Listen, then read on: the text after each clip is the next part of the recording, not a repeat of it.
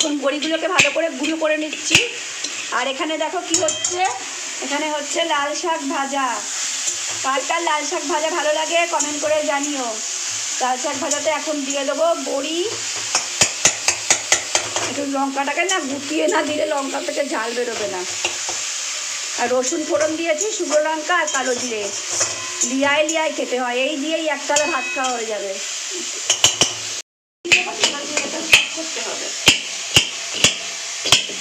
প্রচুর তেল কিনে নিল বড়িগুলো।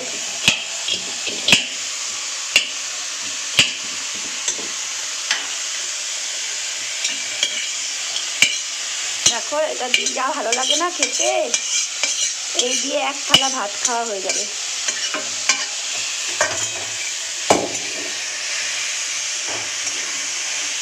দারুণ লাগে খেতে বন্ধুরা। এই শাক ভাজা দিয়ে এই বড়ি ও মেখে ভাত খেতে না জাস্ট অপূর্ব অপূর্ব লাগছে।